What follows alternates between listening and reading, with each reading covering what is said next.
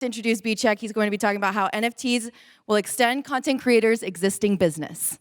Very much for having me. I'm very much excited to speak to you about this today. It's something I'm super passionate about. I want to make the case today that I think that NFTs have a real role in making sure that the creator economy moves forward into the future. And this is not to say that the creator economy will be stuck in Web 2. It's not to say that Web 2 and YouTube and Facebook and the social media platforms, which has garnered so much success, are useless. They're still very much important, but that Web 3 has a real role for creators moving forward to diversify their income streams and to find more ways of making money. So a little bit about me first.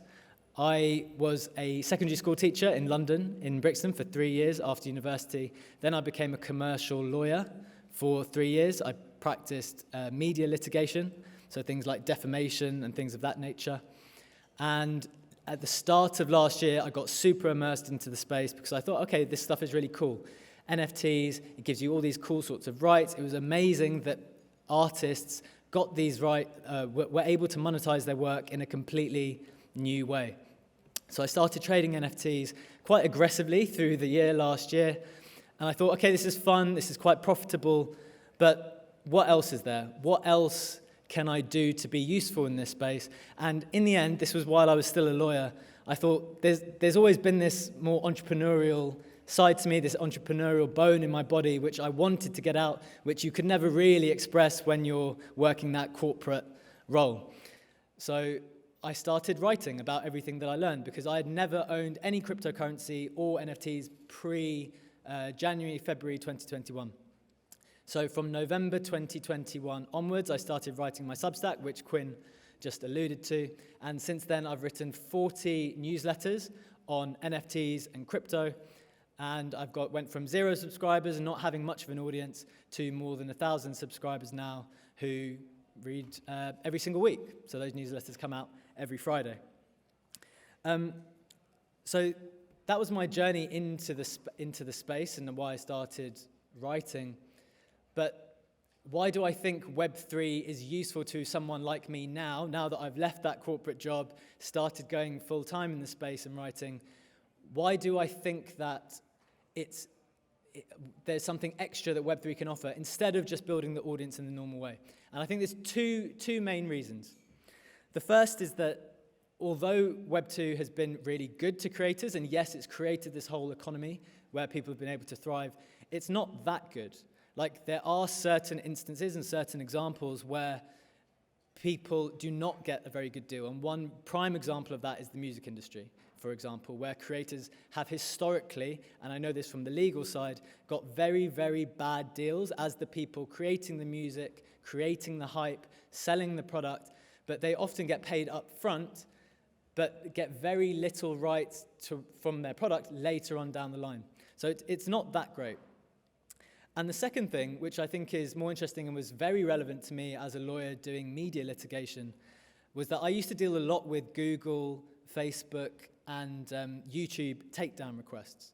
So people would often come to us and say, well, we've been taken down. What does the YouTube policy say? What are the rules here? What is allowed to be up and out there and published? And what is it okay for people to take down? Now, this tied in the UK in particular, and this is something that's happening across the world, though, with this broader kind of online harms policy, which is coming into law in the UK soon. And one of the issues with the online harms policy is that it's not clear, it's not very easy to determine what is harmful. And lots of the time, these platforms are making decisions to either deplatform or demonetize certain content. Now, in some instances, when that stuff is illegal or unlawful, you might think, great, these people should not have a platform to say whatever and whatever. However, there are oftentimes cases where genuine, normal users have their YouTube channels turned off or demonetized for reasons which they simply don't have an answer for. Like, they don't know why it's happened. And we've dealt with that a lot. And so what Web3 can offer then is a different way around that. It's like, yes, you will still need to create an audience. So for example, you'll still have your YouTube channel if you are a creator. You'll still have your Substack if you are a writer. But with the token, you get a chance to own a little bit more of the stack of ownership. So you'll be able to monetize in a different way and be separate from the traditional platforms. And I'll explain in 3 ways now that I think that is possible, varying in difficulty. So I think the first option is much more straightforward, and then it does get a bit more complicated, both practically and legally. So the first option, which I took, and again, I'm a new creator, just starting out, and I wanted to try and work with these assets. So yes, I started to build my audience first. So I wrote my Substack, I used Twitter to grow the audience. So that's like the traditional model, right? Once I got to a certain point, I decided to launch a digital collectible, an NFT, with no utility. It was just like, if you like my work, if you've supported my work, if you've thought anything that I have done has been helpful to you over the last 30, 35, 40 weeks, consider buying this NFT as a token. I'm not promising anything. This is my offering to you. And I think I raised between $400 and $500 just from that, from my readership. So it's not a huge amount, but at a small level, it shows, and I'm sure this would scale once your own following scales, it shows that there is demand even for people to want to support you in that way. In the same way that Patreon, for example, allows people to just pay to support, but there's some other different aspect to the token ownership which ties the creator and their fan base, I think, a little bit more closely.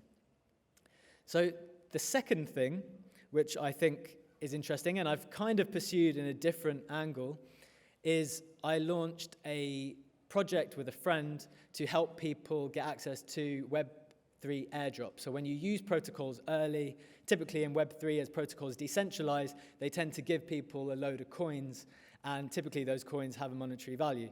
But if you don't know what you're doing, you miss the opportunities. So we sold a token, and that token gave you access to our library of tutorials for access to what to do to participate in this ecosystem. So we've done that for 20 weeks in a row. We did the sale at the beginning. We sold a certain amount. I think we sold maybe $10,000 worth at the beginning, an additional $7,000 worth over time. And this is something that we're just doing as we go through. And it's essentially a kind of subscription service, but via a token mechanism. So that second option is more to do with access.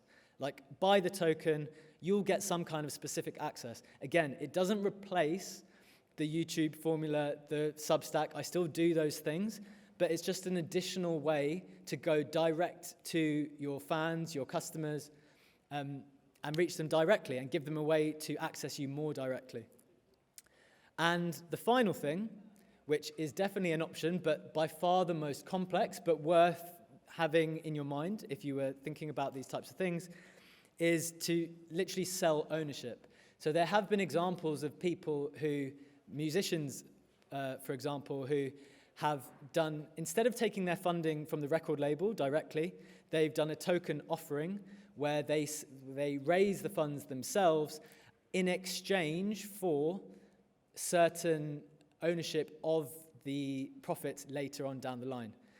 So say you raise, I don't know, $1.5 million via token sale because you've already got your established audience. And then as that project makes money, once it comes to fruition because you've been funded, you might give back to your token holders, which is a super cool idea. Now, there is a difficulty. I'm coming to the last minute, so I'll just wrap up and explain the difficulty and the pros and the cons of that. There is significant legal issues around selling that type of token, where you're promising this type of profit in the future. It's far more difficult, and you're going to have to consult with legal far more than if you just sold the token by saying this is just a digital collectible, there is nothing else attached to it. And there's also the practical issue, which is for an up-and-coming creator, it might not necessarily be applicable. You still need to have that audience to have a group of people to sell to.